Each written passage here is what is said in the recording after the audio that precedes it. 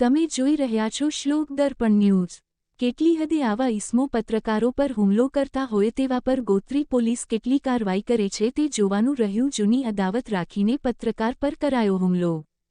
બનાવની વિગત એવી છે કે ગૌતમભાઈ બારોટ માહિર ગુજરાત નામનું પાક્ષિક ન્યૂઝ પેપર ચલાવે છે। તેઓ તારીખ 9 માર્ચ 25ના રોજ ગોત્રી વિસ્તારમાં આવેલા પ્રિયા સિનેમા પાસે ચાની લારી પર ચા પીને નીકળી રહ્યા હતા ત્યારે એક ઈસમ નામે પ્રકાશ કિરીટસિંહ પરમાર તેમની ટુ વ્હીલર લઈને ગૌતમભાઈની ગાડી ને અથાડી હતી। અથતાની સાથે જ પ્રકાશભાઈ દ્વારા ગૌતમભાઈ આપ શબ્દો ગાળા ગાડી બોલવાના ચાલુ કરીએ તેમને પહેરેલું હેલ્મેટ પ્રકાશભાઈ કાઢી માથાના ભાગે તથા હાથના ભાગે મારવાનું ચાલુ કરી દીધું હતું અને જાનથી મારી નાખવાની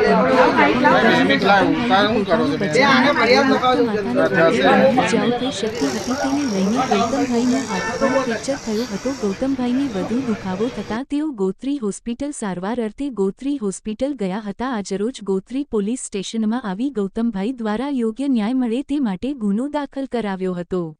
ગૌતમ બારોટ છે, હું માહિર ગુજરાત પાક્ષિક ન્યૂઝપેપર ચલાવું છું। કેન્દ્ર સરકાર જે પ્રમાણિત છે, હું પત્રકારિતા લાઇનમાં સંકળાયેલો છું।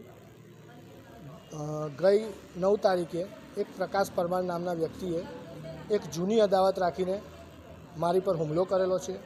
હુમલાની વિગત એવી છે કે હું જે પ્રિયા ટોકીઝ રોજ બેસું છું ત્યાં પણ એ ચા સિગરેટ એ પીવા એ પણ રોજ આવે છે।